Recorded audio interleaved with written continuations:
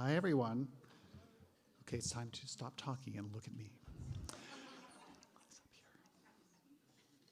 Day one's a wrap. I try this every week, and it hardly ever works. Everybody have a good day? This is what I'm going to try. Can we do a wave? This is the best wave that we've had this year. Of course, it is only the second week, but this is by far the best wave. I'm very pleased, and I'm getting a little goosebumps, so we're off to a great start. Second thing I want to say is that this was found in Oliver's class. Does this belong to anybody? This belongs to you. Can I see some ID? Thank you so much. We aim to please. Good evening. Welcome to the first faculty talk of this week, the second week of summer workshops. I'm so glad to hear you, to see that you're here, and to hear that you had a good day. We're off to a great start. Just going to repeat, if there is anything that we can do to make your week better, please do not hesitate in letting us know. Our one and only job with Fatima and Sarah and me and Hannah and Chandra is to make sure that you have a fantastic week, that you're going to go home and think about and smile for the whole rest of the year until registration starts, and then you sign up for another workshop. And you tell your friends, and they sign up for workshops too. That's what our aim is. Anyway, my name's David Simpson. I'm the program director here at the Work Center. My pronouns are he, him.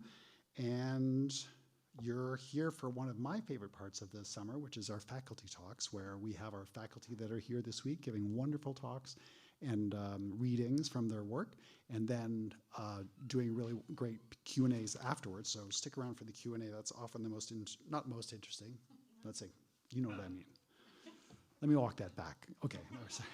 You know what I mean. So tonight we're going to hear from Dara Moskowitz Grumdahl, food writer, and then we're also going to hear from poet Oliver de la Paz and photographer Jess Dugan. So we have a big hand for our three faculty members. I had to rearrange that on the fly because to make it match, it wasn't here the order that people are going in, so I had to think and do it at the same time. I need a moment, just a second. Okay, so before we start, a bit of housekeeping and other items of interest. Dara, Oliver, and Jess's books will be for sale at the back of the room after the event, and they will be signing books also. Did you know that? Because you're going to be signing books. So head to the back of the room after the event. There's some really beautiful stuff back there. We also have merch at the back of the room, and then in the bookstore there is more merch and more books by other faculty, former fellows, and other artists and writers with a relationship to the Fine Arts Work Center. I encourage you to visit the Hudson D. Walker Gallery after the event. We're showing our summer exhibit is called Edge Condition, curated by past fellow Matt Bollinger and featuring work by 20 or so former fellows. It's a really wonderful show. And the proceeds of the work, if you are interested in buying anything, help us to sustain our programming throughout the year. Also would like to give a great big shout out to East End Books, as always, for helping us manage our bookstore. And also a shout out to the Arts Foundation of Cape Cod and the Cape Cod 5 Foundation for helping to support our public summer programming. Restrooms are down the hall on the left-hand side. We have assisted listening devices. If you need them, ask Sarah or Fatima at the back, and they'll get you hooked up with that. And also we have cushions by the front door. So if you want a cushion, feel free to get up and get one before we start if you don't already have one. And in the future, if you're coming back for other faculty events, grab one on the way in to save you the trip. They're amazing. Here's to the cushions, which we got because of student feedback and our student evaluations. You see, we actually do read the student evaluations and respond to them. So if there are things that you think that we could do to improve the Fine Arts Work Center experience for you, let us know. And as we did with the cushions, we will respond if at all possible. So final thing, please, the cell phone thing, turn them off, turn them in silent. You don't want to be that person. And to get us started, I am very delighted to introduce Dara Moskowitz Grumdahl. Dara, who is a first-time teacher here at the Work Center, and we're very, very happy to have her here, is one of the most awarded food writers in the country. Born in New York City, she started her career as a 13-year-old restaurant dishwasher, and after coming to Minnesota for college, became a local restaurant wine and drink critic in 1997. Her food writing has appeared in Delta Sky, Gourmet, Saveur, Food and Wine, USA Today, and Bon Appetit, to name a few. She has been selected for quite a few editions of the anthology The Best Food Writing in America. Dara has been nominated for her food and wine writing 13 times for James Beard Awards, the Oscars of the food world, and has won 5 times. She published Drink This, Wine Made Simple in 2009, and in 2023, the Minnesota Historical Society Press released an anthology of her work, The Essential Dear Dara. Her writing has been included in several editions of Best Food Writing.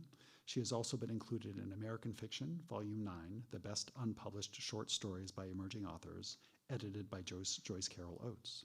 She has received awards from Loft McKnight Fellowship, 2 Minnesota State Awards Boards, and 5 CRMA Magazine Awards. Please help me in welcoming Dara Moskowitz Grumdahl to the stage.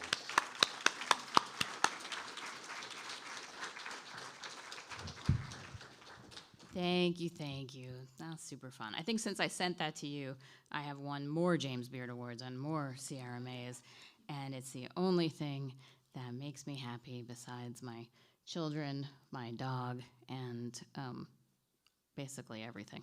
So I'm a pretty happy person, and I think the reason is because when I was a 13-year-old dishwasher, I was here in Provincetown. This is where I was. Well, actually, I started in Wellfleet, and then I quickly was in Provincetown, and I learned to appreciate everything good in life here in Provincetown. I used to work down at a place that doesn't exist anymore called Anna's, and it was, I think it's where Sammy's Hideaway is by the aquarium now, if anyone knows that. And so I would wash dishes till 1 o'clock in the morning, and then I would go sit out back on a catamaran, and I would look at the stars, and I would wait for my roommates to get done, because they were always like zeroing out the books, and then I would fall asleep on a catamaran. And that was my childhood, just sleeping on a catamaran covered with dish grease on the beaches on the bay, and it was very fun. My class got to hear this morning that I believe that food is central to the human condition, and I think we're in this very weird part of culture that food is sort of denigrated as a mom concern, and it's for ladies, and food is what ladies do in the home, and it's not important. But I believe that just about all of literature is almost exclusively about food. Les Miserables is a story of not enough food. Rachel Carson's A Secret Spring is a story of food production gone wrong. All we do, if you look at any kind of animal, they basically spend all day eating and drinking, and we spend all day eating and drinking, or we did until pretty recently when some shelf-stable technologies emerged. But eating and drinking is basically what we do. I mean, I can do this all day, and I did to my class. I was like, Oliver Twist is the story of a boy without porridge. Food is central to the human condition, and yet, if you made a hierarchy of what's important, it's like, oh, it's the G7, like they're super important, those guys doing their thing. Or it's, but I'll tell you what, the day there's not enough bread, the G7 is going to suddenly reorient itself to the number one thing that's happening, which is not enough bread. The bread and the eating and the fooding is very, very critical. It's central. And so I have dedicated my life to it. And then I know that people wanted new work, but all my new work is very long and not in little bits and pieces, and it's not fun. So I decided to bring you something that is more fun because it is about donuts. So this is a story that I wrote about donuts when my son was little, and he's not little anymore. So that's a true thing that also happens. They start little and then they change. This is the Donut Gatherer. This won a bunch of awards. Is there such a thing as a bad donut? Until very recently, I would have said yes, most of them. The gas station donut, the grocery store donut, the big box store donut.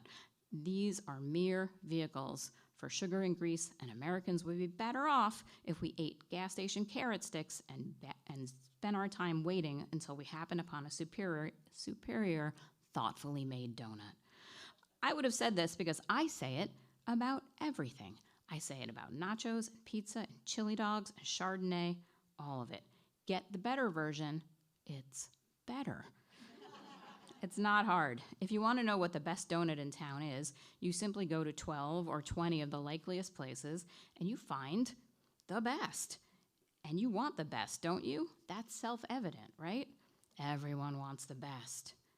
I do, or I did. Before I got pregnant, before I had kids. Now I've got a 1-year-old who will eat anything. Shabu-shabu, red curry, sand.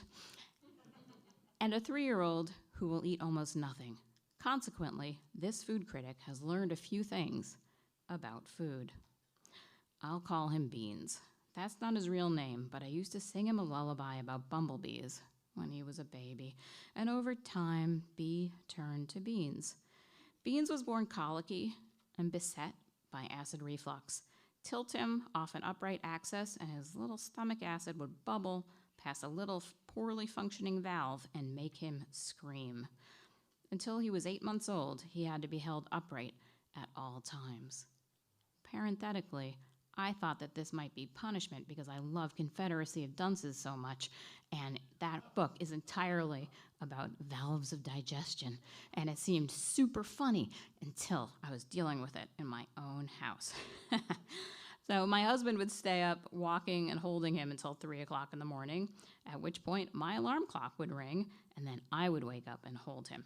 Because if you just moved him, you could just be like, screaming, and then you move him up again. Things have gotten better since then, but not much. His stomach still hurts all the time, and he doesn't like food.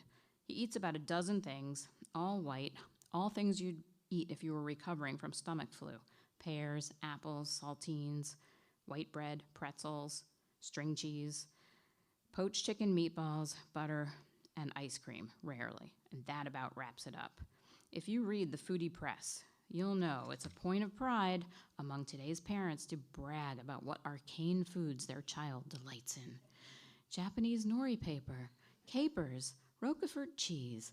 Ideally, the sentence you want to drop at the playground runs something like this. Little Gabriel is such a snob. He won't eat cassoulet with truffle oil, only real truffles. I'm going to go bankrupt. Not us. This is painful. As a food critic, it destroys the dream I had when I first got pregnant, that of running around to obscure taco holes and barbecue dives with my little sidekick. More urgently, as a parent, it means I have no way to bribe him. Other children consider being sent to bed without supper punishment. Beans sent to bed without supper would be Beans' preferred evening. My husband and I have twice taken our pediatrician's advice to simply offer food without insisting Beans eat it. Both times, after 2 days, when not a single morsel of food had crossed his lips, we buckled. Buckling in that instant meant turning on a TV show and shoving food into his mouth while he didn't notice. You're not supposed to do that. Other children can be coerced into all sorts of activities by offering or withholding dessert. We're as likely to get Beans to eat a cupcake as we are to get him to eat a block of soap. A few weeks ago, I got a bag of jelly beans in the mail as some kind of promotion. I brought them home. We got Beans an egg carton, into which he happily sorted the jelly beans by color. Over the next week, he did this several more times, and not one jelly bean went missing. He has a bag full of Dum Dum lollipops from which he has removed all the wrappers. He sticks them into modeling clay to make sculptures. Child-rearing experts tell us that one of the chief predictors of a child's future success is the ability to delay gratification, to choose 2 cookies in 15 minutes rather than just 1 cookie now. There are no studies on children who eat no cookies ever. Now, you may be thinking, why don't you just cut the kid some slack and let him not eat? Isn't the ultimate state of enlightenment to live without desire? Beans achieved this at the tender age of 3. If you're thinking this, it is probably because you were an idealistic 14-year-old without kids. I know this because I was once such an idealistic 14-year-old without kids, and that idealistic voice still echoes in my head. I find myself incredulous how deep and dark my desire is to lure or coerce my kid into eating. This uneasy part of me, however, has been pummeled into submission by the panic-stricken part of me, the part of me that can't shake the memory of being at a friend's vacation house in Wisconsin, where we met another family with a child beset by the same cluster of acid reflux symptoms. That child's family didn't force her to eat. She was 5 years old, and she was the size of a slight 2-year-old. Her family explained that her teeth were so soft from lack of nutrition and vomiting that she would probably soon get child-sized dentures. So we force him to eat. Here's how. We turn on the television. There have been studies showing that sugar is more appealing to rats than cocaine. In my experience, television, to a curious toddler, is more powerful than either. This held up through all childhood. Screens are more appealing, I would argue, than sugar or cocaine for each of my kids. We turn on a screen and sit behind him, popping bites of meatball and cheese into his mouth. It's a terrible option, except for all the other ones. I've heard other parents call television the zombie machine. Exactly. Then there's YouTube. For a while, Beans was obsessed with church bells, and we would watch videos of ringing church bells, as well as glockenspiels, carillons, and handbells. Later, it was marble runs and domino constructions falling down. Then he discovered a show that airs on the Discovery Channel called How It's Made. I say that now, and I hear the theme song still. It's from Canada. The show consists of 5-minute segments explaining the construction of crayons, novelty ice cream treats, push brooms, and everything else. Beans' favorite one was about donuts. At first, I didn't think too much about it. It's not atypical for Beans to watch a 2-minute YouTube clip hundreds of times. There's a 1979 Sesame Street abstract animation set to a piece by Philip Glass called Geometry of Circles that he must have watched 1,000 times. I am not exaggerating. And then one night, I found him in his bath, shoving bath toys through the water, reciting, "A high-speed mixer works the yeast dough. Then workers pull it off the machine into bins. From there, it goes into a hopper that extrudes the dough. A sheeter as a sheet." Not long after that, I found him shoving his favorite blanket into a drawer, slamming the drawer shut, then extracting the blanket and transferring it to a space beneath a footstool, all while providing the commentary. Donuts used to be called oily cakes because they were deep fried in pork fat. They were ball-shaped when Dutch pilgrims brought them to America. "Beans, are you making donuts?" I asked. "I am," he said. "I am making donuts. A high-speed mixer works the yeast dough." Was this the thin end of a wedge? I thought so. If donuts could somehow become more than a mechanical process to Beans, I could win this. I ordered some books. Children's picture book literature involving donuts is limited, but uniformly excellent. There's Arnie the Donut by Lori Keller about a young ring of dough, chocolate covered with bright candy-colored sprinkles, that is made through a series of numbered steps. Beans particularly enjoyed step 2, deep fried, which involves Arnie swimming in oil and saying, "I'm soaking in boiling grease, but I love it." After Arnie meets his fellow donuts in a pastry case, a rude donut hole points at a jelly donut and shrieks, "Oh, his brains are leaking out." To which Beans replies, "It's not brains, silly, it's jelly." Arnie is nearly eaten by his purchaser, Mr. Bing, which horrifies Arnie. So he phones the baker to warn him, at which point he is informed that donuts are in fact made to be eaten. Arnie can't believe him. Are the other donuts aware of this arrangement? Then there's also The Donut Chef by Bob Stackey, which details the war between 2 donut shops on one small street. For customers, they did compete. I still have this memorized. I have read that book so many times. This competition first involves discounts and extra frosting, and it soon devolves into something else. Quote, some were square and some were starry. Some looked just like calamari. Eventually, after all the peculiar shapes have been mastered, bizarre flavorings are brought to bear, until the day a small girl named Debbie Sue ventures in, looking for a plain glazed donut. There is none. We've donuts laced with kiwi jam and served inside an open clam.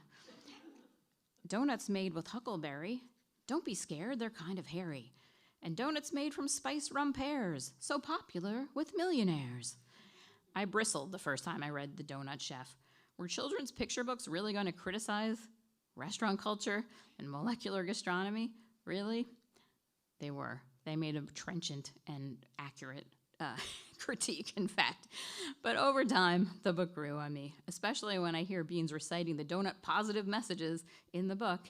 Then all the people sang in praise of simple donuts dipped in glaze. But my favorite donut book is a recent reissue of 1973, Who Needs Donuts? This is the best book. It's an odd, psychedelic-looking pen and ink book drawn by Mark Allen Stamati, a famous illustrator whose work has appeared in the likes of The Village Voice, Slate, and the New York Review of Books. The book tells a story of a boy who can never get enough donuts. And so one day, he rides his tricycle to the city to get his fill. He pairs up with a professional donut gatherer. As he and his pal roam the city, they often cross paths with a bereft-looking woman, like truly bereft, like her hair is streaming, her face is lined, and she's, "Who needs donuts when you've got love?" she asks. The answer? The bereft old woman herself, after an escaped bull pierces a giant vat of coffee that sits above her basement home. She risks drowning until the boy uses his many, many donuts to rescue her by tipping them in a window, and they soak up all the coffee. Perhaps what I like so much about Who Needs Donuts is that aside from imagining a world in which children are unafraid of the city, it features the only professional donut gatherer I've ever run across, besides myself. In many years of restaurant criticism, I've written about donuts repeatedly. I actually have a sort of roadmap in my head of what I consider the best donuts in my town. There's a place that's been going since the 30s called Mellow Glaze, which is the home of the city's best raised glazed donuts, as well as the cake donuts I prefer above all others. Imagine that I am a donut snob, is true fact. I've been writing about this food for so long that I have a very rich, thickety part of my brain that's all about the different donuts where I live. Even if I've been to 6 other donut places first, I can always eat a whole donut when I get to Mellow Glaze, which is saying something. And then there's a place called a Baker's Wife's Pastry Shop, a mere 10 blocks north of Mellow Glaze. A lot of people argue they make the best cake donuts in town. I call it a respectable opinion. They're less sweet and crisper, and they're actually made by a guy who is an elite New York City pastry chef, and he had a little bit of a feeling that he needed to leave Leona Helmsley's hotel, if anybody remembers who Leona Helmsley was, and then he opened a donut bakery. So what happens when you work for Leona Helmsley? You have kind of shell shock, and you go and you open a donut place, and it's awesome. And I also really like this place called Willette's, which has the area's best selection of the usual suspects. In Minnesota, usual suspects are the biggest donuts, the Long Johns, Bear Claws, and the like. Now, there are other lovable donut places, Sarah Jane, Rosemark, Granny Donut, and an old-fashioned donut shop in New Hope. On the way to Denny's Fifth Avenue Bakery in Bloomington, I fed lines to Beans from all the books. "Excuse me, mister," said the tyke, "but where's the donut that I like? It isn't here, it isn't there. You think it's under that eclair?" We zipped down a construction canyon of highway between dinosaur-sized diggers, oblivious to their dusty menace, for the topic of donuts was just that riveting. Denny's Fifth Avenue Bakery feels like it has been lifted whole from the 1970s. It's all Jimmy Carter bicentennial blue and Naugahyde brown, slick, vinyl-touched, and awkward. Beans stood in front of the pastry case like a pro. There they all were, the Long Johns, the cream-filled, the jelly. Arnie had prepared him well for this moment. Is that brains leaking out? Asked Beans rhetorically. Nah, it's just jelly. I got a dozen, and he got one just like Arnie. Chocolate covered with bright colored candy sprinkles. I placed it on a piece of wax paper and set it on his lap as he sat on his car seat. There it rested for the whole drive home. I fed him lines from the books all the way home. Do you donuts know you're going to be eaten? I asked. Yes, we're delicious, he replied. Try us for yourself. When we arrived at home, I looked at the donut carefully. To the untrained eye, it might have seemed untouched, but there was one small blemish on the icing surface, as if a thumb had smudged it, or a little mouse had, perhaps, taken a lick. A few days later, we went to Willette's. We went to one that's near our house, and it always has a pleasant mix of dog walkers and anti-coffee shop rebel teens doing homework. We got a box of the assorted donuts. I particularly enjoyed the raised yeast one frosted with chocolate.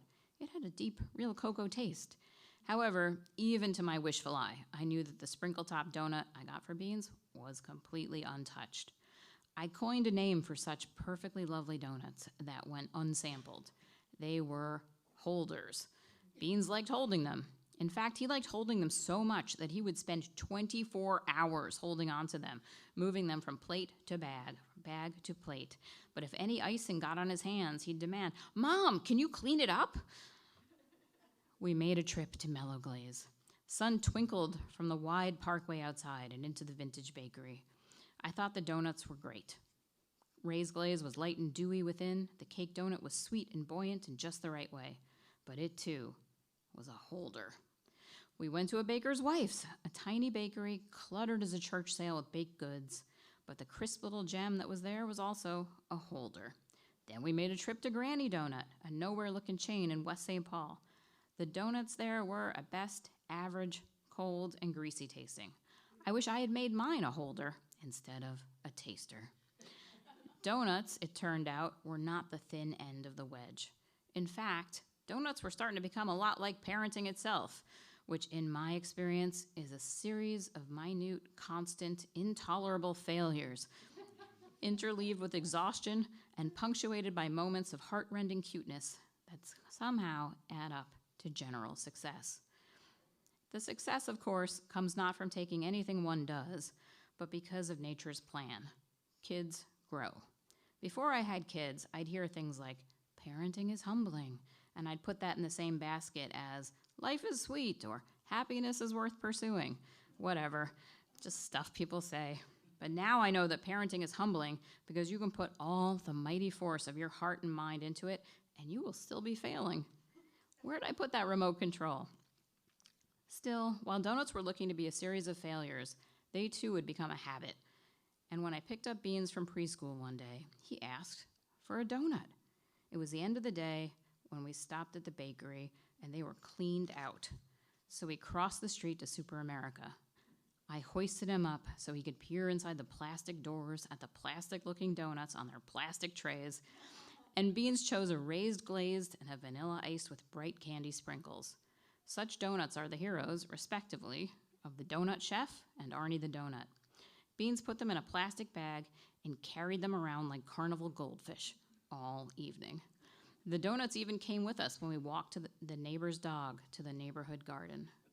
I'll tell you, the neighbor's dog was Kevin. He was a good little guy. And as we sat in this garden, in the neighborhood garden, next to an old wishing well, Beans turned this fake handle in the wishing well. Ka-thunk, ka-thunk. Mom, Beans said, Mom, I want to make a wish in the wishing well. Yes, I said, you can make a wish. What do you want to wish for? I wish for donuts, he said. And he looked at me intensely, a little smile tickling his mouth, where his little baby teeth were slightly too far apart. I wish for donuts, he said again.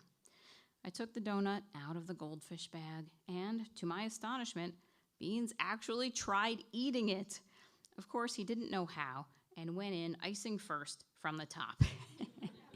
In the process, he gave himself a clown nose of white icing and a matching goatee and a mustache, too. All I could think was, really? A Super America donut? we drove all over the cities. I'd redirect your attention to the central tenet of my professional existence, namely that good food is better than bad food. This could not stand. We went back to Mellow Glaze. These donuts were still holders. We went back to Baker's Wife's, holders. And then one day, we were heading back to the house from the playground when Beans requested a donut. We stopped at a coffee shop with baked goods straight from some warehouse store. You know which one. It was Sam's Club. Beans got a pink donut with candy sprinkles and began eating it straight away, spinning it until he ate all the sprinkles and icing off the top. His 1-year-old sister, sitting next to him in a double stroller, finished her donut, then lunged for his. Amid the tussle, his donut cracked in half. "Mom!" Beans shrieked, preparing to cry, until he realized the breaking had revealed a secret inner nugget of icing and sprinkles, which he ate. And now Beans eats donuts. I feel pride because eating more and not less is an enormous triumph in our little world. And somehow we got from eating less to eating more.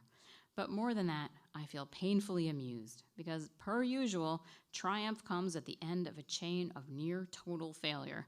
And this chain of failures has even forced me to come to terms with something that readers have been telling me for years, an idea that I have so hotly resisted, that good enough is indeed good enough, and that any port in a storm is better than none, and that there may well be no such thing as a bad donut, sometimes.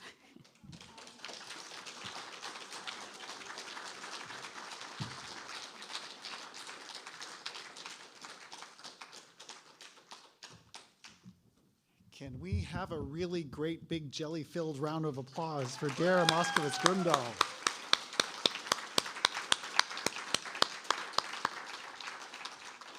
I'm hungry, so we're going to wrap up early. No, I'm just kidding. Really great. Thank you for sharing this. Really wonderful. And now I would like to invite one of Oliver de la Paz's students to the stage to introduce Oliver. Please welcome Leslie Waite.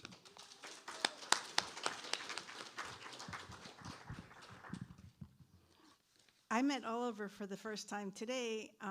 I met Oliver's writing when I was looking at the classes, and I Googled him, and I looked at his wonderful poems, and the first one I read was Autism Screening and Questionnaire, which if you haven't read it, you have to read it. It was blown away by the power and the truth and the way he told the story. And today, well, I'll tell you about today in a second. First, I want to tell you his bio. He was born in the Philippines and raised in Ontario, Oregon. He earned a BA in English and a BS in biology from Loyola Marymount University and an MFA from Arizona State University. His collection of poetry include Names Above Houses in 2001, which won the Crab Orchard Award, Furious Lullaby, which I believe is in back too, 2007, Requiem for the Orchard, 2010, chosen by Martin Espada for the Akron Prize, and Post Subject, A Fable, 2014.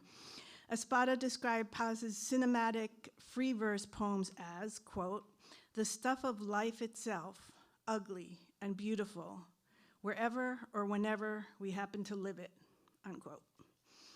His latest collection of poetry, the Diaspora, I know I'm saying that wrong. Okay, Diaspora Sonnets, was published by Live Right Press, and that was in 2023. It was a winner of the 2023 New England Book Award and was longlisted for the 2023 National Book Award. He is the Poet Laureate of Worcester, Massachusetts, and teaches at the College of the Holy Cross and in the low residency MFA program at Pacific Lutheran University. And we are really fortunate that he's also teaching here this week. He's already blown away our class. One day we've had him. He's blown us away with his wisdom, his humor, and his knowledge. So please help me welcome Oliver.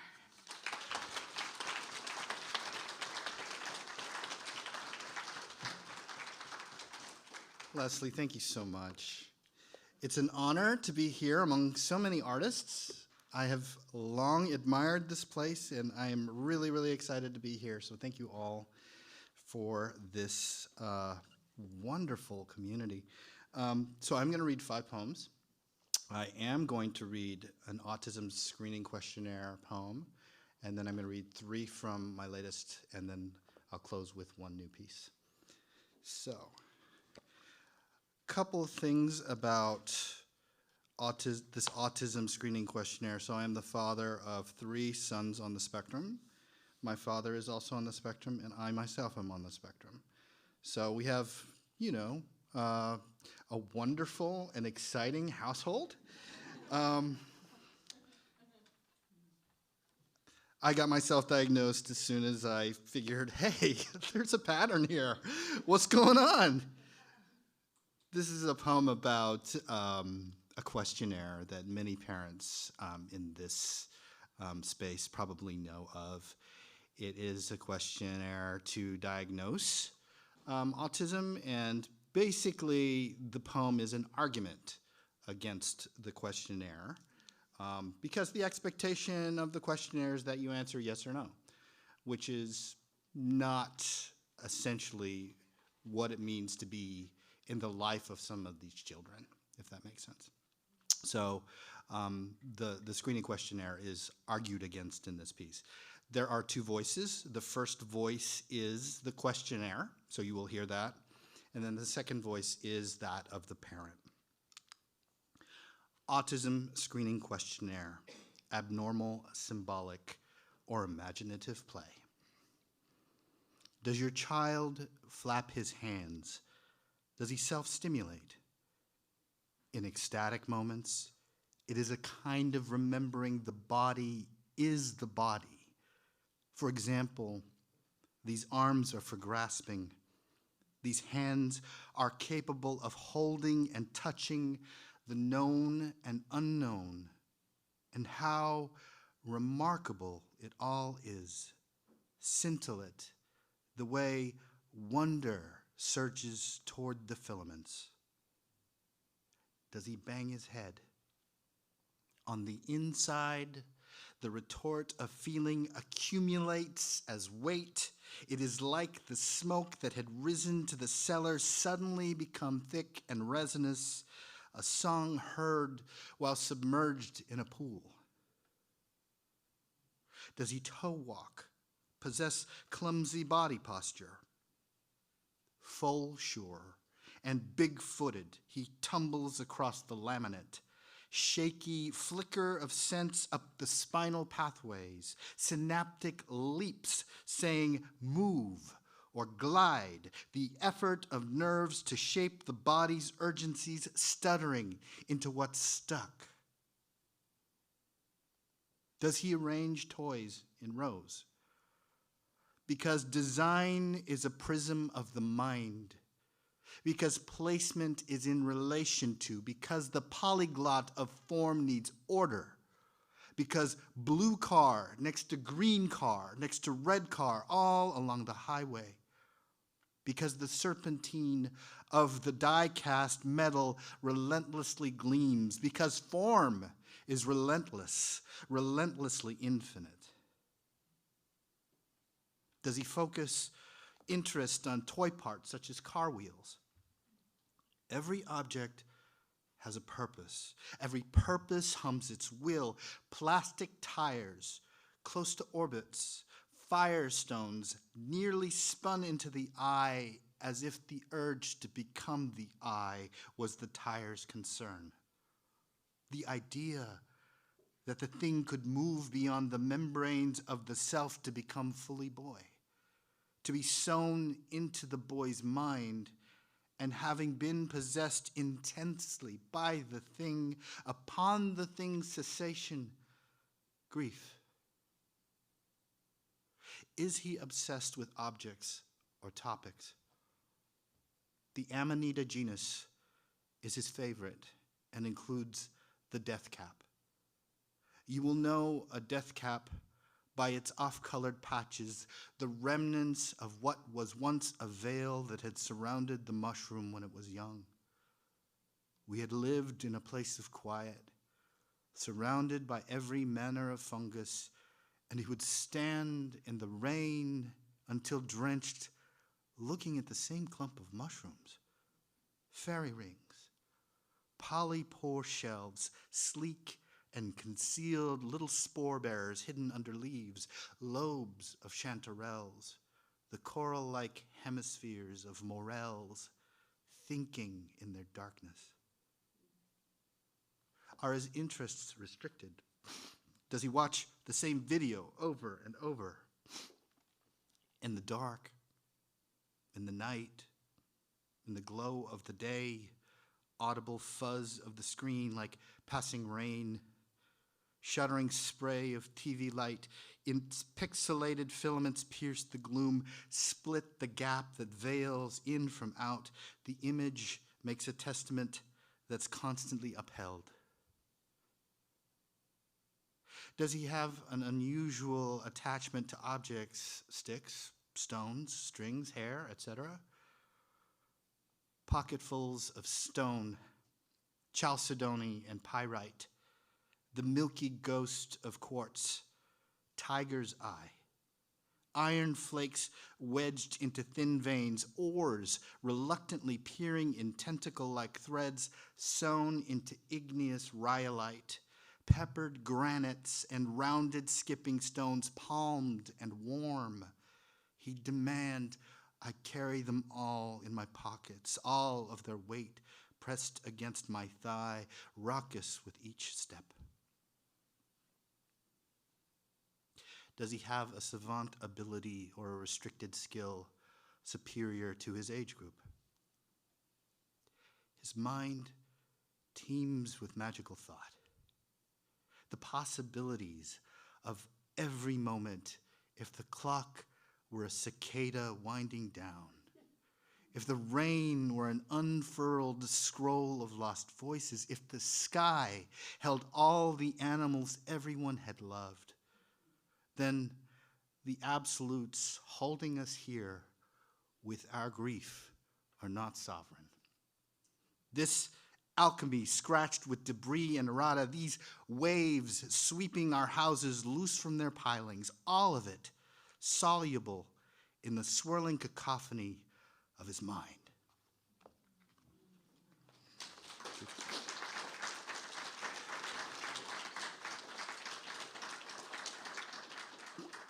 You may see those kids around here. You definitely saw them at breakfast where they destroyed a bunch of cakes. It was a lot of fun. And I thank the Fine Arts Work Center for allowing me to bring my family. It's been really a treat. So this book is my most recent book, and it was inspired or is inspired by my family's departure from the Philippines in 1972. In 1972, Ferdinand Marcos declared martial law. My uncle on my father's side was blacklisted by the Marcos regime. He was blacklisted because he was one of the students leading uprisings against the government. And my father paid for his education, right? And so my father was really worried about blowback. And we left in 72. This next poem, or the next three poems, are from this book. This next poem is a pantoum, and I will explain what a pantoum is. A pantoum is a Malaysian form that was adopted by the French to become the form or the stylings that you will hear in this particular form, but in Malaysian, the form was much more choral. And I think that that's really important, that it was a poem that was for the community, for the people. Pantoum beginning and ending with thorns. And what you'll hear is that there's some lines, so basically it's structured as a series of quatrains or 4 lines. And what happens is the second line and the fourth line become the first and the third line of the next stanza, etc. So it keeps going all the way down, and eventually the first line that started the poem becomes the last line of the poem. So it's a round. Pantoum beginning and ending with thorns. Because of the way a border on a map twists into thorns, My father stood in line in a ruined country with ruined men. We were footnotes on charred parchment, the boundaries lost at the precipice of a war shifting on the hour in spliced histories. My father stood in line in a ruined country with ruined men, and what for? Did he imagine the desert he would bring us to? At the precipice of a war shifting on the hour in spliced histories, the call to leave home throbbed inside him. Urgent pulses, and what for? Did he imagine the desert he would bring us to? Its thirsty and abandoned towns. There was a fire spreading within. The call to leave home throbbed inside. Urgent pulses crossed and uncrossed like tributaries on freshly inked maps. In thirsty and abandoned towns, there was a fire spreading within. So he took us away because the country was ruled by swords which crossed and uncrossed like tributaries on freshly inked maps. And the guns would sound all night like feast days of saints. He took us away because the country was ruled by swords and men emblazoned with chevrons and pins, and the guns would sound all night like feast days of saints, but really there was more silence. There was worry and fear, and men emblazoned with chevrons and pins would draw black X's over places they'd conquered. Really. Then more silence. Then worry and fear. The flies would sing their hymnals in procession around the dead, the black X's over places now conquered. Maps of provinces, cities, family lines drawn and redrawn. The flies singing their hymnals in procession around the dead, and my father with a ticket to flee because home wouldn't let us stay. Maps of provinces, cities, family lines drawn and redrawn into travelogues and diaries, into stories passed in the night like my father with a ticket to flee because home wouldn't let us stay. Hum of the plane engine, hum of idling car, hum of the outboard motor, into travelogues and diaries, into stories passed in the night. We were footnotes on charred parchment, the borders lost to the hum of planes, of idling cars, hum of the outboard motor, because of the way the line on a map twists into thorns.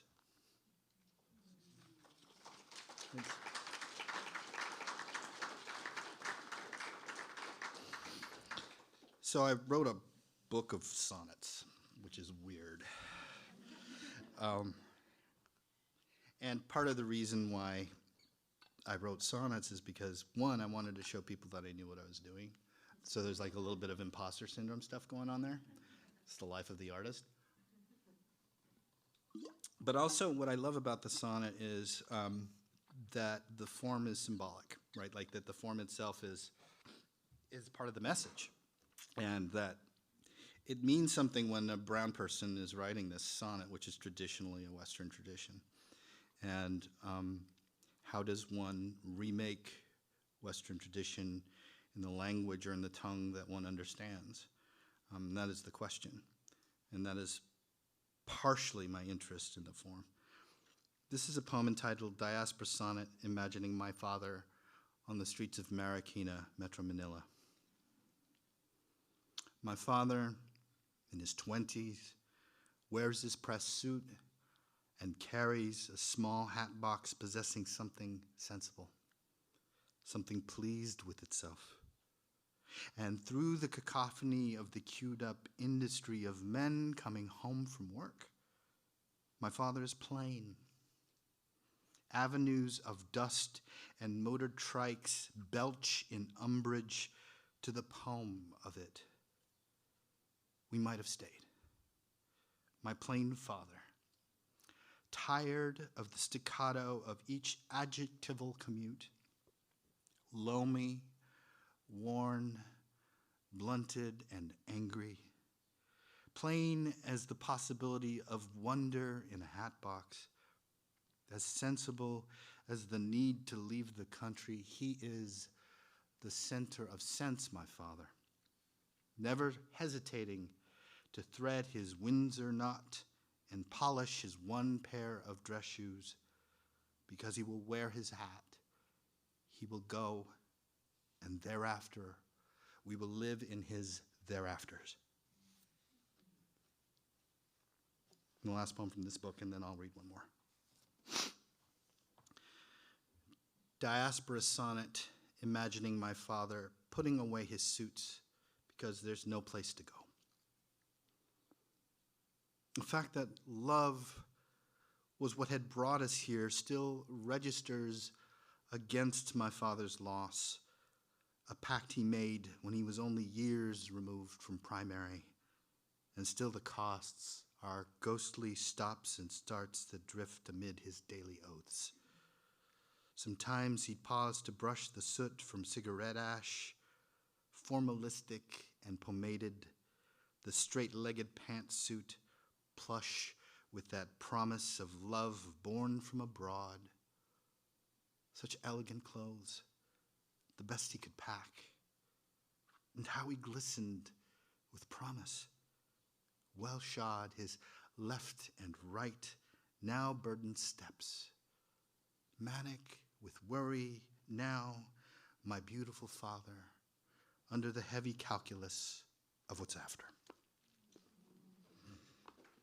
Thank you. So I'm going to read a new poem. And it's kind of cool because there's a bunch of artists here, so I can say that this is an ekphrastic poem. And an ekphrastic poem is a poem that takes its allegiances or its homage or its inspiration from the visual arts. This is based on the photography of Edward Muybridge, who is very famous for his animal locomotion photos, a series of basically a whole bunch of photos of people moving through space. But what's incredible is how he freezes time in these photos or these images. This is boy, child without legs, getting off a chair. Photographed 1887, Edward Muybridge. The boy raises himself up by his arms and follows a sequence of intentions, thrusts his hips out. In this action, he is no longer a boy, but a bell.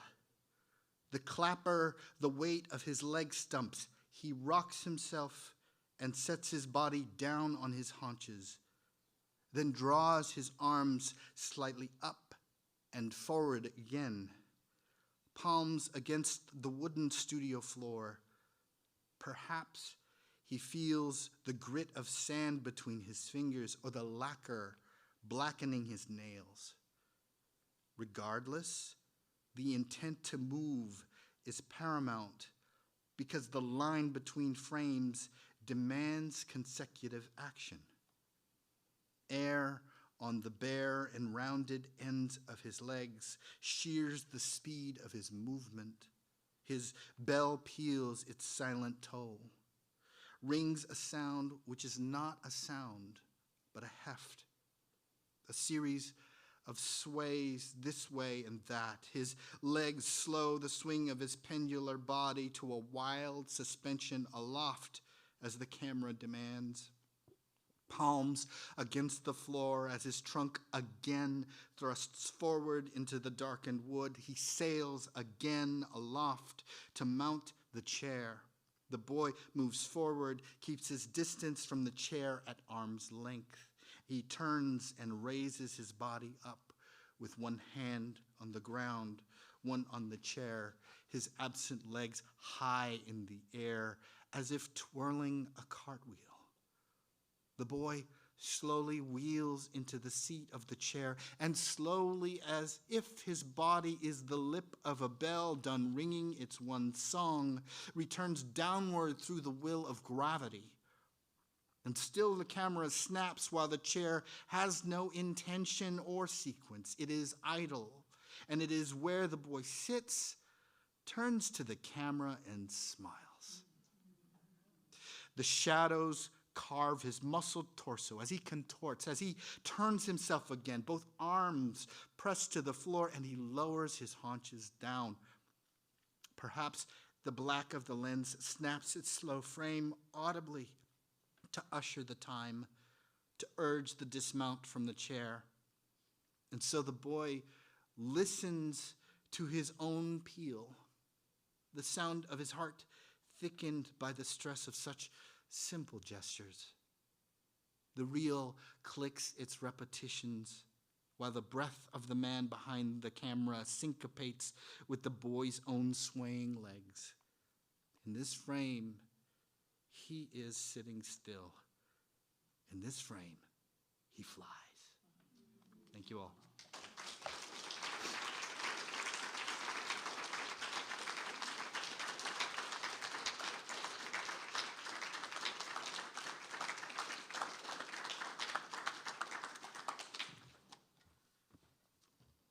Thank you all for that. Was very beautiful. Can we have another round of applause for the beautiful poetry of Oliver de la Paz?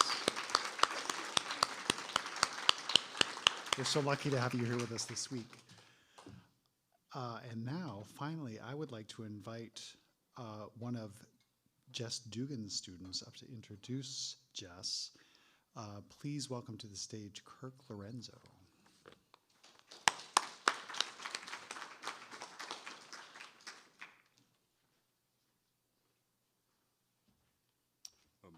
Hello, everyone. Is this a good? Cool. I have notes that I want to read from, just because speaking from a script is easier. So I wrote, I've been allowed the opportunity to introduce a photographer that I'm comfortable claiming is one of my top 10 favorite photographers. This is exciting for me because Jess is one of the first couple of photographers whose work I was able to see in person during my move into photography from painting as a medium back in college. This was around 2014 at Gallery Caiaphas in Boston while I was at the SMFA. In addition to that, Jess's work really speaks to me because we as queer/LGBTQ folks can struggle to come across or develop the types of intimacies we need in a world that has historically strived to neglect us of these intimacies. And without further ado, I'm excited to introduce Jess T. Dugan, which I'm going to read their bio. So Jess T. Dugan is an artist and writer whose work explores the complexities of personhood, relationships, desire, love, and family.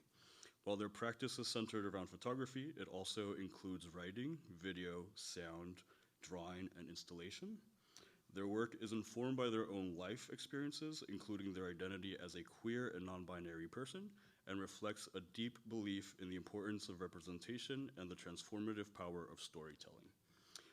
Their work is regularly exhibited internationally and is in the permanent collections of over 60 museums.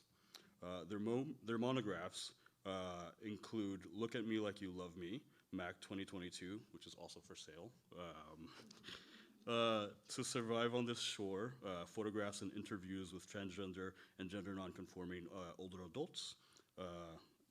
Pardon if this is mispronounced, Kahir Verlag 2018, and Every Breath We Drew, Daylight Books 2015.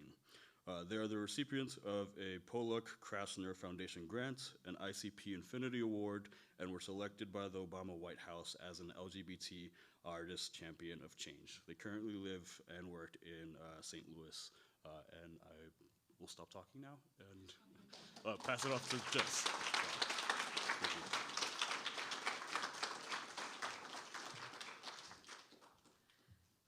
Thank you, Kirk, for that lovely introduction. Let me deal with tech here for 1 second. Okay. Ooh, not there. Okay. Excellent. Thank you so much. It's so delightful to be introduced by a student. I just want to thank the Work Center for making this happen. It's really, really lovely. And before I jump in, I also want to just thank Sarah and David and Sharon and Hannah and Fatima and everyone here at the Work Center for having me here this year. This is one of my most favorite places in the world, and when I told my students that, I almost cried, so I'm going to try to not cry right now.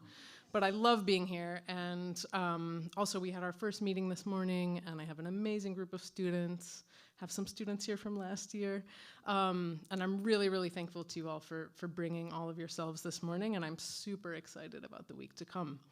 So as a bit of an overview, and can you guys see my face okay? I'm going to try to make this a little lower here. As a bit of an overview, I've been working as an artist for about 20 years, and as Kirk mentioned, a lot of my work is very informed by my own experiences in the world, my own identity, as a queer and non-binary person, also as part of a family, as a parent, as a partner. And so I am going to give you a bit of an overview of my practice. I'll start with some earlier work and go through to more recent work. I'm going to share 3 projects with you this evening. So the first project I'm going to share is called Every Breath We Drew, and I began this work in 2011. I had relocated from Boston to Chicago to go to graduate school. And prior to making this work, I had been working a lot specifically within trans communities and gender-expansive communities in the Boston area. And so I went to Chicago, I started making some portraits, and I very quickly realized that my interests were shifting, and I was not so much interested in making pictures about one particular identity, but I was really starting to be interested in making work about how we each come to know ourselves on this very fundamental level, and then how we connect with other people from that place. So the work started to be about the intersection of individual identity and desire, about the need we all have for connection. There are a lot of self-portraits in the work, and I've been talking to my class a little bit about how I view all of my portraiture as a kind of extended self-portrait, because my choice of subjects says so much about my own identity, my own desires, what I'm thinking about at that moment in my life, what I'm processing. But there are also literal self-portraits, and this has always been a really significant part of my practice, and I felt that it's important to include myself in my work because it implicates me very clearly as part of the communities that I'm working within and as part of the larger conversation that I'm having around gender and sexuality and identity. So I've always made still life images. Actually, one of my workshop students asked me about the still life images this morning, and I was like, I'm going to talk about it tonight.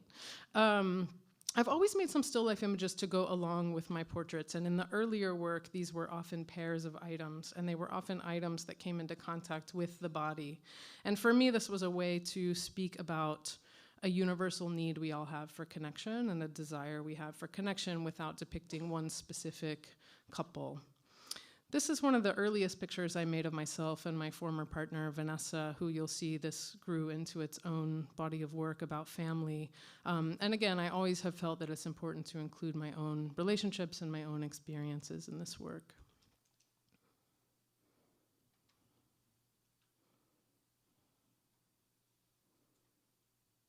So in 2015, I published my first book called Every Breath We Drew, and I'm including it here because the practice of making books and disseminating work through books is really important to me as an artist and as a photographer. And as a young queer person, I had very powerful experiences finding work in books, work by Catherine Opie, work by Robert Mapplethorpe, and that was the only way I could access it. And so a big part of my mission as an artist has been to not only make the work, but to put it to use as broadly as possible. And one way that I am really excited and passionate about doing that is through the publication of books. So here's an installation view just to give you a sense of how the work exists in space. And I have my work in 2 sizes. I actually have one larger size that's new, but for most of my career, I've made 2 sizes, an 18 by 24 and a 30 by 40. And as you can see, I like to show them together. And I've always felt really strongly about making my work large enough that a viewer can approach it and have a very intimate exchange and intimate interaction with it. But I've never wanted my work to become bigger than life size because I've always wanted it to maintain a relatability and an accessibility. Also, this is probably not going to surprise any of the artists in the room, but I often get curated into exhibitions that are either photography specific or queer specific. And so when I don't get curated into those, I get really happy. So this is a installation shot from the Museum of Fine Arts Boston that was themed around self-portraits on paper. And I also have a background working in museums, and I'm very passionate about placing my work in museums. And I love when it's placed in a broader art historical context and not only in a specific medium. So the second body of work I'm going to share with you tonight is called Family Pictures, and I began this in 2012. Again, with my former partner, Vanessa. This was at the beginning of our relationship, and I was making these at the same time that I was making Every Breath We Drew, and so for the first few pictures, I was just sort of thinking these were part of that work, because I had conceptualized that project as being about desire and connection and intimacy, but I fairly quickly realized that this was really growing into its own undertaking. And at the same time, I had spent many years making self-portraits with my mom and images of my mom. And for the students in the room, I think it's important to point out that I was making both of these lines of pictures and not really conceptualizing them as a body of work. I was just making pictures of my life. And at some point, I realized that these images could come together, and I was actually making a much larger project about family. And this project has been meaningful to me for several reasons. One is that on purely a practical level, as a photographer, it's required me to make different kinds of images because I'm photographing the same people over and over, and so it sort of pushed me out of my technical comfort zone. But it also allows me to talk about so many of the things I'm interested in, like identity, gender, sexuality, family, aging, connection, intimacy, the passage of time. All of those things are in this work, but none of them are foregrounded. They're all kind of beneath the surface of this very personal, very subjective approach and documentation of a specific family. Also, my mom is a Leo, so she really likes being in pictures. So in 2018, Vanessa and I had a daughter named Eleanor, and when Vanessa got pregnant, I continued to photograph her and was really just thinking of it as documenting my life. As I said, my work has always been this extension of my life and documents what I'm going through in that moment. And so I continued that with starting a family. And this is an image I made. This is the first image I made with Eleanor. She was 2 days old in the hospital. Neither Vanessa or I had slept in at least 48 hours. And I actually originally set up my camera just to make a picture of Vanessa, and I remember she urged me, she said, we should make one with you, and it turned into this diptych, which I really love. So this sort of marks the beginning of Eleanor's life. And I was holding these pictures back a little bit. I was showing them in lectures, but not in exhibitions, and I slowly started showing them to some curators and some trusted advisors. And it just became really clear to me, it was reflected back to me very quickly how few images there are of queer families and queer parenting, and in particular of butch parenting or transmasculine parenting. And the idea of representation has been a driving force in my work, starting from my own experiences discovering work that was meaningful to me, and it's also been something that's really fueled me as an artist, wanting to create images of queer lives and experiences and place them in museums, place them in publications, place them in this art historical canon. And so I very quickly realized that I was extending that representation around families and parenting. Something I'm thinking a lot about in this work is the passage of time. It's actually a really integral part of the project. I've been working on it for 12 years, and I anticipate publishing a book in another, how old is Eleanor? In another 12 years, when Eleanor is an adult, or 15 years. I just imagine it as this very long-term body of work.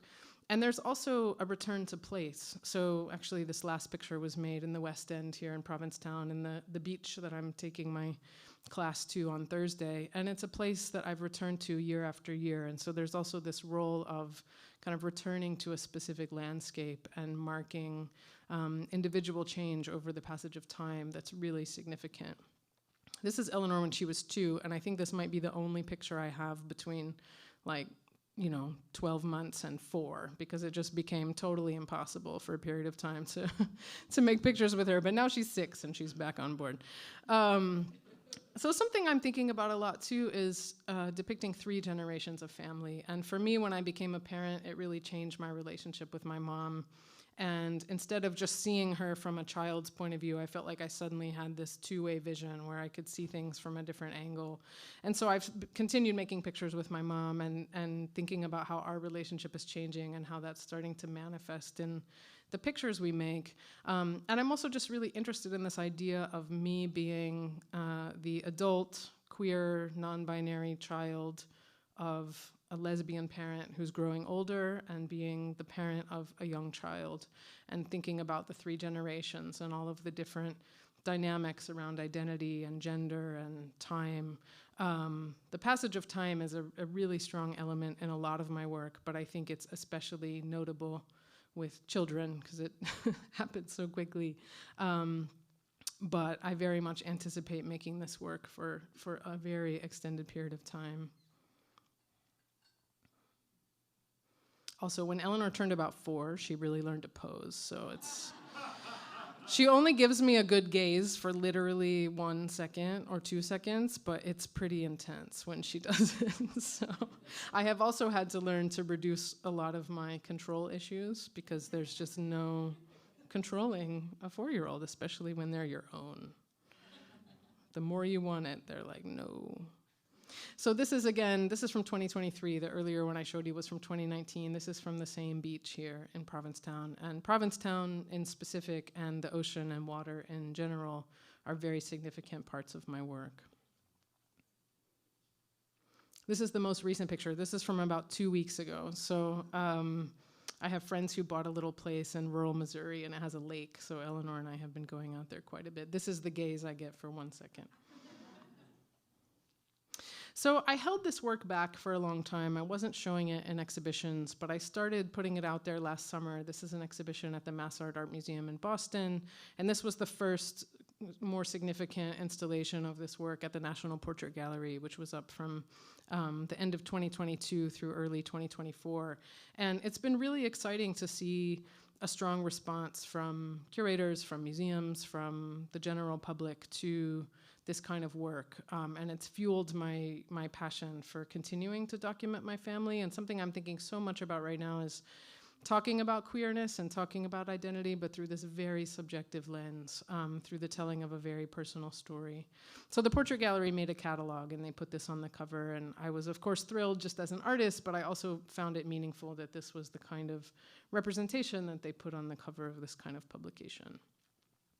So the last and most recent project I'm going to show you is called Look at Me Like You Love Me. This is work from 2015 to 2022. And basically, Every Breath We Drew grew into Look at Me Like You Love Me, and Look at Me Like You Love Me is growing into what I'm making now. So this is really what I consider my ongoing soul work. This is the way that I connect with the world around me. This is the way I answer questions about my own life and what I'm going through. So I always tell my students, I sort of, in hindsight, put them in projects, but in reality, it's just one big ongoing artistic investigation.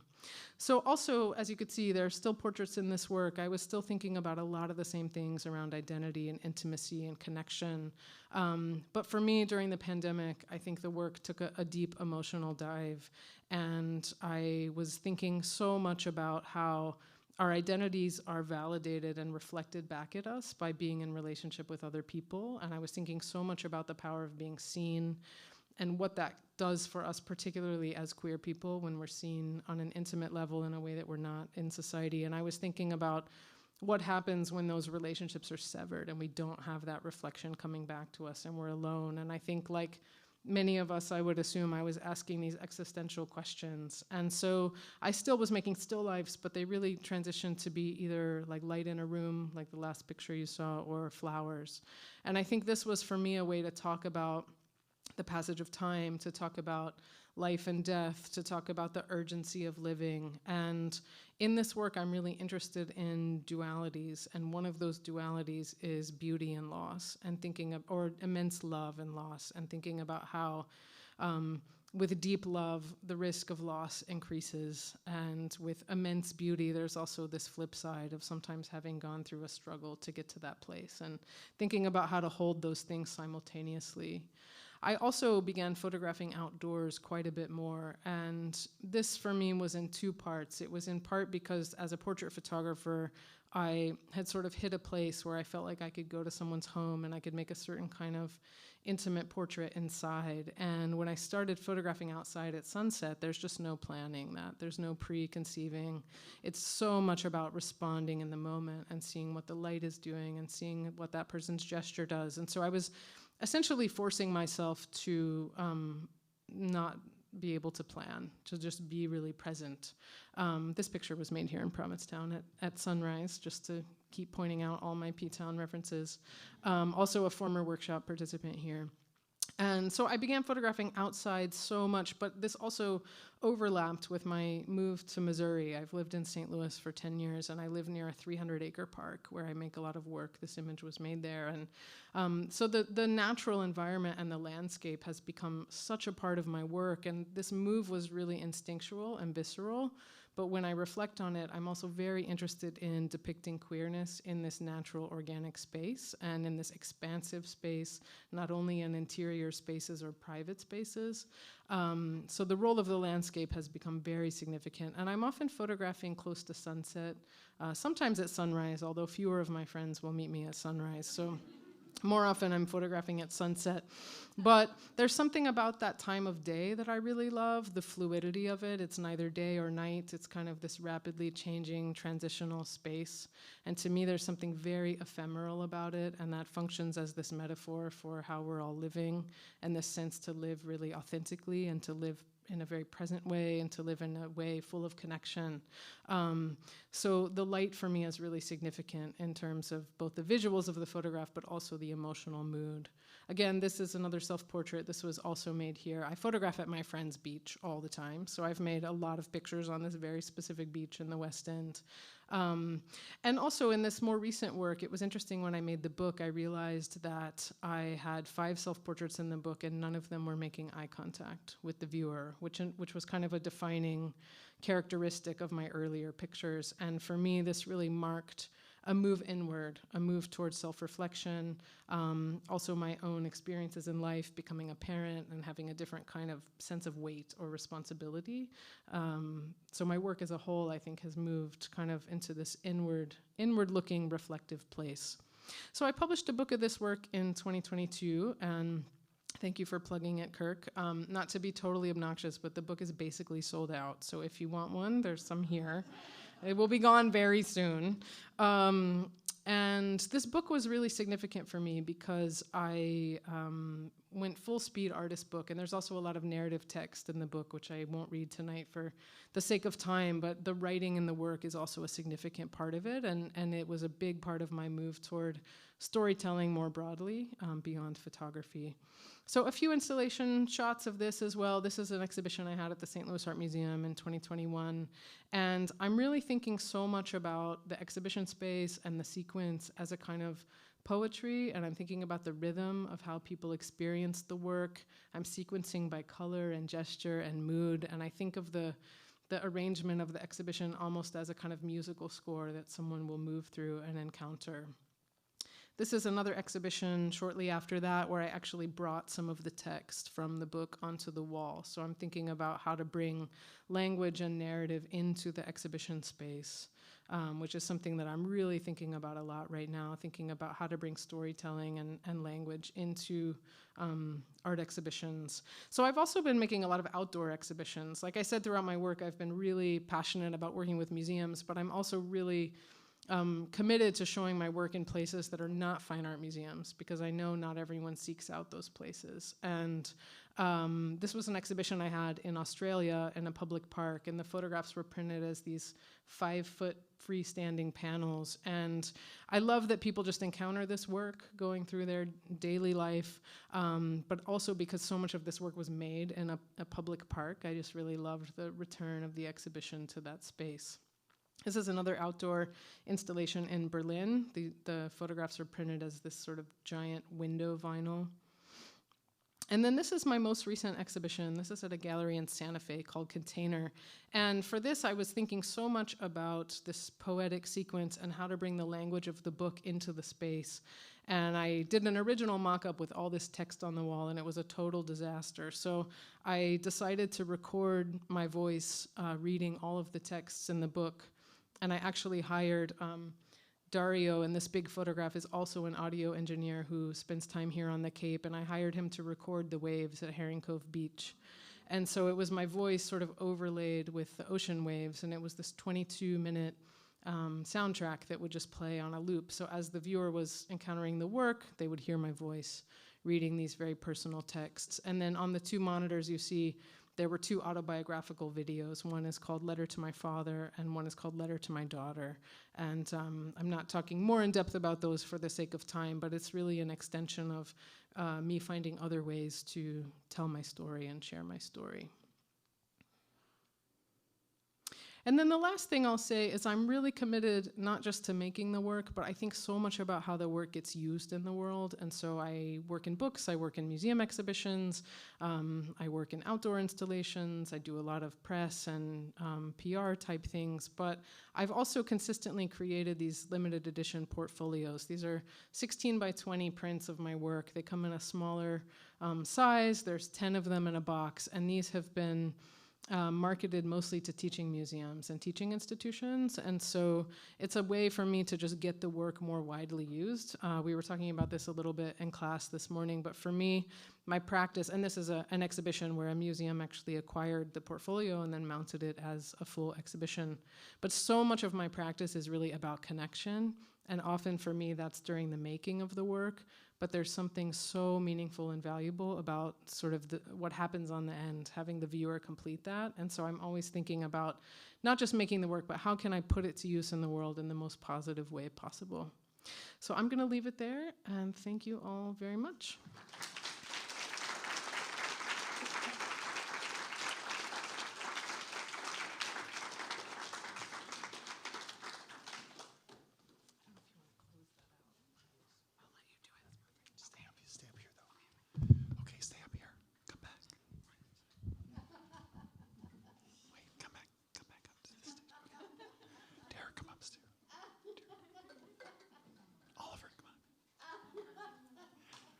Okay, that was fun. Can we have another big round of applause for Jess Dugan? We're so grateful to have you back, Jess. Do you realize that you signed a lifetime contract to come back? That's right, okay. Anyway, let's get you guys started. Good job. You guys are so savvy. Does anybody have a question? And please wait for somebody to bring a microphone to you because we're a live stream, so we want to make sure our audience at home is able to hear the questions. So does anybody have a question for any of our presenters? Hold on. She's coming.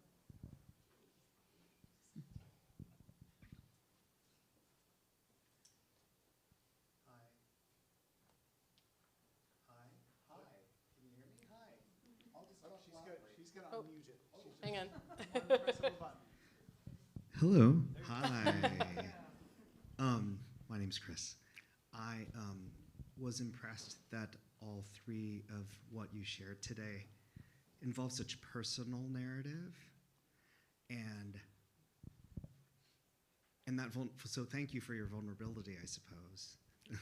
And I think as an artist myself, I am in the process of relieving myself of the burden and the struggle of telling a more personal story.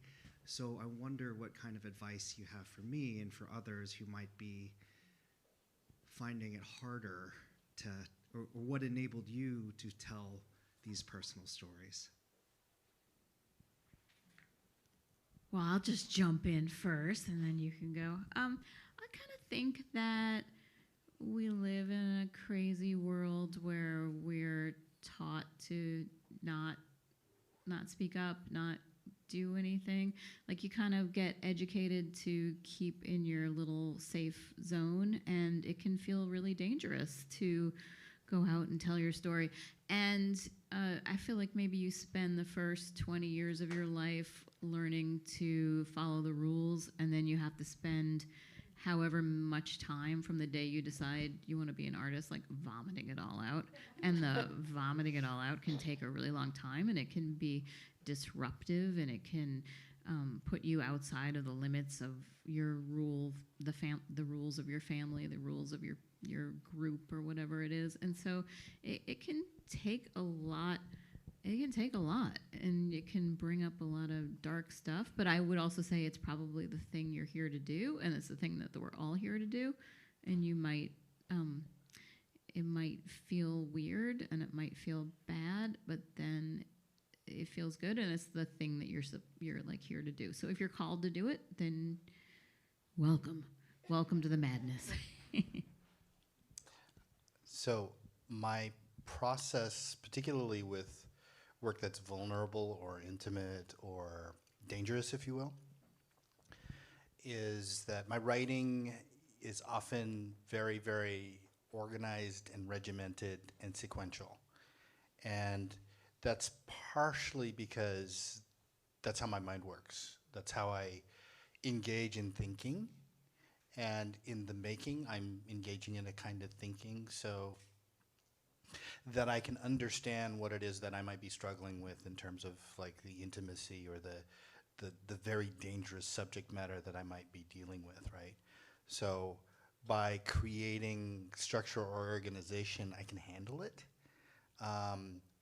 That's why so much of my work involves form, or an obsession with form.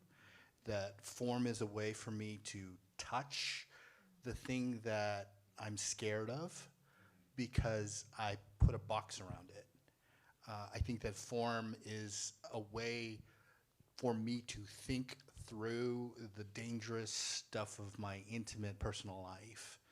And problem solving through form makes me think more about handling the problem of writing than actually dealing with the material, if that makes sense. So it ends up becoming a way to redirect my energy towards creating the object, as opposed to worrying about whether or not my kids would be offended about me writing about their autism spectrum questionnaire, or whether or not there's a kind of truth-telling that I'm saying about my father. That's less important than whether or not I'm getting the sonnet right, or whether or not I'm responding to the autism questionnaire in the correct way. So I think form, for me, ends up becoming a way to sort of balance my worry about the danger of certain topics. Yeah. That's so interesting. I think, I mentioned that I've always made work as a way to process myself and what I'm going through. And so I think on some level, making work that's intimate or personal is just within me. Like, I need to make that. That's the way that I process. I process through creative practice. But I will say that over the years, I have really learned that making work that's super intimate or vulnerable, the process can be very cathartic for me. I'm thinking of the first video I made was in 2017, and it's about my estranged relationship with my father. And it was made of this letter I read to him and snapshots from my own archive. So the process of making that required me to look through every photograph I had for my entire life. And I would often leave my studio in tears. It was just like so much. So there was a way in which the making was cathartic, but then something fascinating happened for me because I was so scared to show it. I was quite nervous about that. And I found that when I started showing it, that there were, even though my story was so specific, there were these really universal struggles and people related to it. And I think the process of having that connection with other people was this whole other layer of healing for me that I hadn't anticipated. So I think, for 20 years now, I have found that the more vulnerable I am, the more connection I make with other people.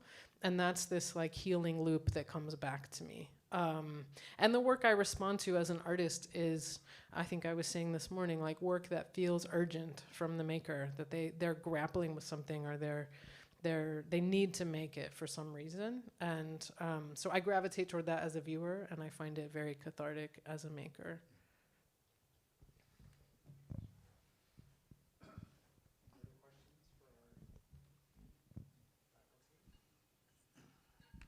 Is it okay to ask a question to one? And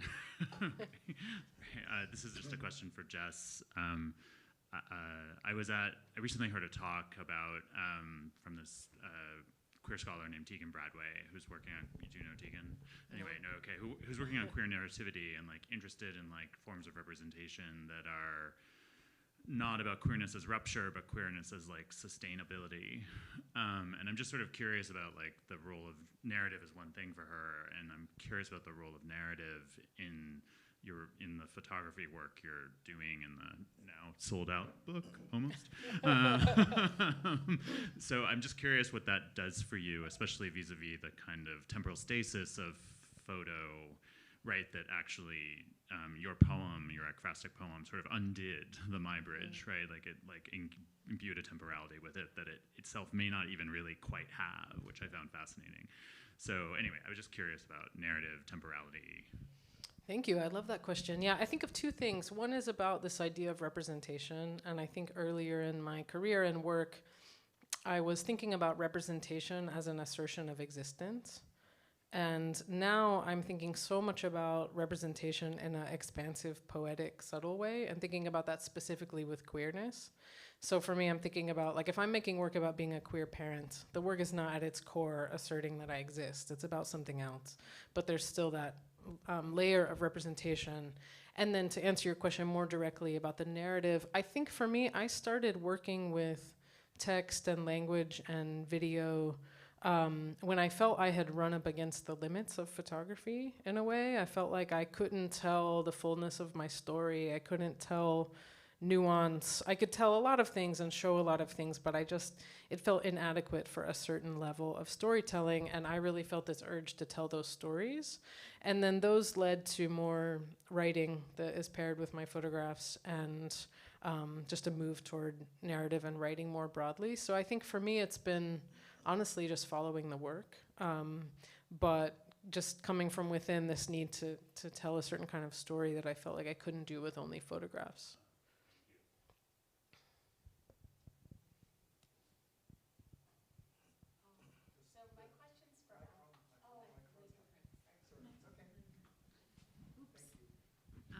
Thank you all so much. The three of you together was so rich. And my question is actually for all three of you, and it's about your relationship to reading earlier work, presenting earlier work, and then presenting newer work, or even reading earlier published work and then revising in the moment and adding things in, even in this very moment today. And I'm curious about that aspect of your process. Like, each of you all, in your graciousness, acknowledged Falk's influence on you. And I'm wondering, is there, not just like the nods to P-Town specifically, but is there something about time and space and how each of you chose what you read or viewed and talked about this evening that you pre-planned before today's reading, or does it just come out more organically? I just was really interested in the very presentness of today's talk, even though it's tied to the past. Thank you so much. I'll just jump right in because I just finished a collection. And a collection is, by necessity, exactly what you said. You're going through your earlier work. And, you know, sometimes your skin crawls and you're like, was I ever that idiot? Like, could I be a baby? Could I have been such a, you know, like, oh my God. And then some of it is just hilarious because I would just read these food and travel pieces. I'll be like, I never heard of any of this. Who wrote this? It couldn't possibly. I have no memories. No memories were formed in the writing of this story. And, you know, I think, and I did revise a piece. Like, I had this piece that I had written for Gourmet like a month before they shut down. And I was, you know, I'm a vanity of a writer. I wrote it at 5,000 words. It ran at 1,700. I was so mad for 20 years and then, or whatever it was, 12 years. I thought, nope, I'm running the first draft. Like, and the first draft was awesome. And so I was very happy to go back to that. And so, you know, I think as a there's that cliche about you never step in the same stream twice, because the water is rushing by. I almost feel like that's true of yourself. Like you almost never have the same self twice. You don't have it, the self that when you were 12, it's like you have access to that person sort of, but you kind of don't.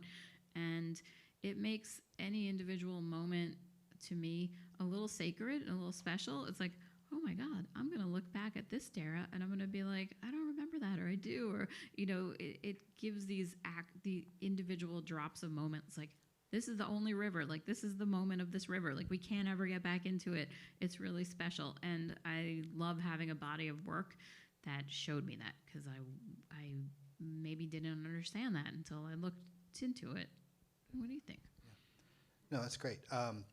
So I try to destroy my older work in a lot of ways. I was like, oh my God, I don't want to go back to that kind of writing. But what I always end up discovering is that the older work is often instructive in that it explains to me how I solved a problem that I might encounter in the newer work. And because it's allowing me to solve problems, it gives me options. And so, gosh, I'm somebody who writes in sequences. I write in oftentimes repetition and motif, and that has not deviated in any of my writing over the long span of what I've done for over 20 years. So naturally, I think what I often reflect upon and what I have done in the past is, how am I changing it? How am I changing those repetitions so that they're saying something new? What new insight am I providing myself and maybe my readers as I maybe continue this kind of pattern making that I, engage in? How can I make the patterns influence the reader in a newer way? So I often do return to the work, even though, like, in my mind, when I'm in the midst of creating something, I want to kind of do away with the older stuff. But that older stuff is really instructive for me. It's really, really instructive. Yeah, that's great. I think for me, I feel weird, I can't see you easily, so I'll kind of go back and forth here. I think for me, when I think of my photographs, I don't know that I would revisit in the way that a writer might or rework, but when I look back at my earliest work, I see this very clear thread in ideas, and even though the work formally has changed, it's always evolving. To me, there's a very clear path from sort of who I was then and who I am now. I love what you said about how we're never the same person, and I think that's something I really embrace as an artist, and something I think about is basically, I thought about this with Look at Me Like You Love Me, because it was made in a specific moment. The narrative texts were very specific, and I really embraced this idea of sort of planting a flag and saying, this is who I am now, and knowing in that moment that in 5 years or 7 years, you're gonna be a different person with a different body of work, and that's really exciting to me. I sort of like having this map of like who you've been all along the way. And then I'm also in this interesting moment because I've thought of myself as a photographer for 20 years, and then I've been doing all this writing, which I say very sheepishly in this kind of a space, but I've been like writing a lot, and then I've started a daily drawing project that's really kind of a love letter to my daughter, but it's also a reflection on presence and existential questions. And I've suddenly had this moment where I'm like, oh my God, in high school, I wrote and drew all the time. And then I didn't do it for 20 years. And now it's like back. And so there is this sort of like, it's just been interesting for me to think of something as new and then realize I actually had this really early experience with it and thinking about how it resurfaces. And just to your point about Falk, I mean, I think my exposure to writers here has been a really significant part of my own creative practice. I mean, I often like buy everyone's books and I got super into memoir, and just it's been really kind of interwoven. And I think without coming here so much, I'm not sure I would be more on this language trajectory. So it's been significant. And I will just add that no one asked. Like, I think that writing is just a very human thing, and you can start at 70, you can start at 90. Like, the day you start is the day you start, and it's all good. You don't need permission to start writing or some kind of training or any other thing. And I just think there's too much gatekeeping, and just do and go and be.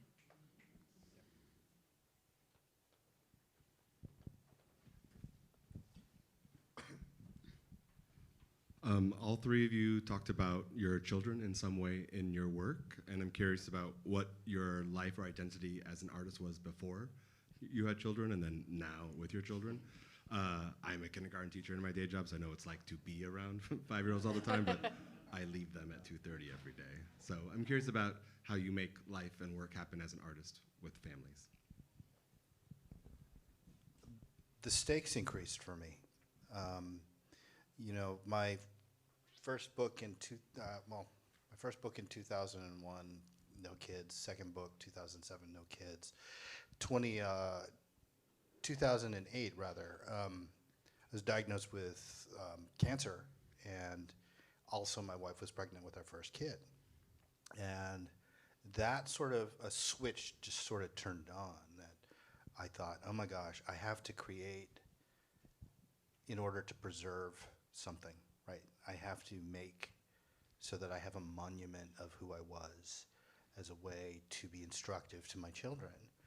And I think that inevitably what ended up happening is there was a softening and a questioning of the kind of person I was in my work, right? So my relationship with making has shifted since having kids, in that for me, like, the stakes have risen, that I have to, I'm writing towards something. I'm writing towards a world that I am expecting my children to inherit in a way. Yeah, so it's kind of shifted how I think about the work, and maybe up the drama, if you will. Yeah. Do you want to? Oh, sure. I mean, I think for me, I have to be careful not to take forever answering this question, because I have a lot of thoughts about it. I think for me, parenthood changed everything about my orientation to the world, and I didn't think it would. You know, I was sort of like, my life's going to continue, and there's going to be this addition. And then, of course, that's not what happens.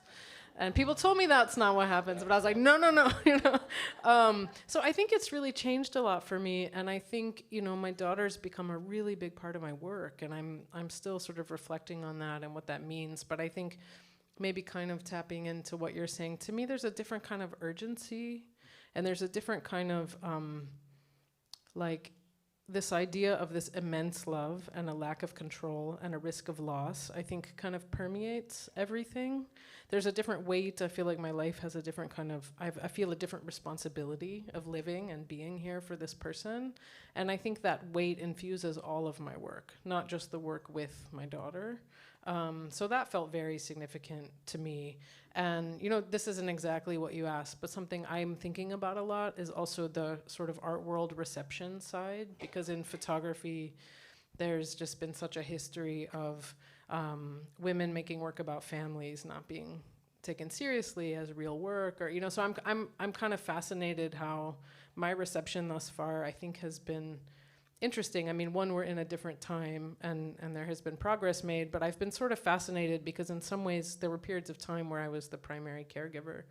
And I've been fascinated where I get none of the sexist questions that my friends who are mothers get. I never get the like, well, how can you travel? And how could you be an artist and a parent? And it's been just really fascinating to kind of embody this more masculine parent space.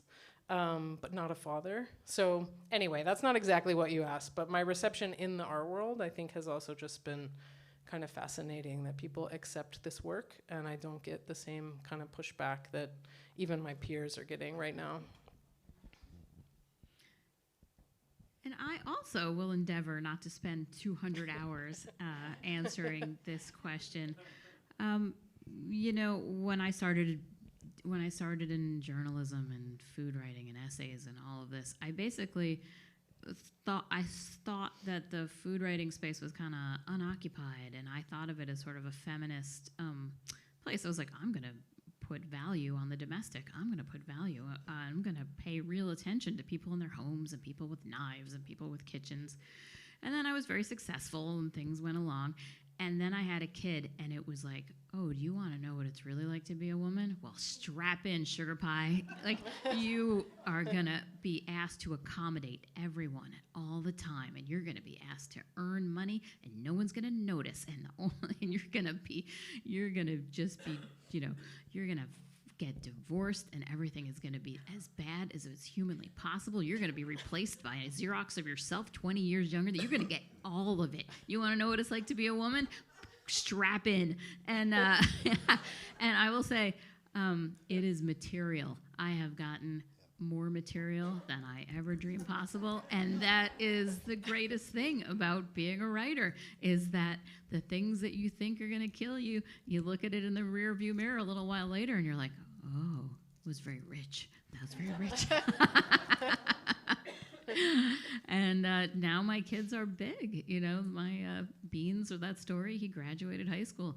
He eats banh mi and chicken wings and perceives himself to be, to have it all going on. And he's an adventurous 18-year-old. And I love that individual. He's the best thing that ever happened to me, as well as his sister is the best thing that ever happened to me. And they walk away. And it's just like, oh, also rich material. So I really, one of the things I love about being a parent is that you are just in the marrow of life, and in the marrow of life, kind of like the trash compactor, the Star Wars, like you are in it and you don't have a choice, and your heart is there and your blood is there, like the whole thing, and like strap in, sugar pie, like you're getting the whole Megillah. That's what I have to say about parenthood.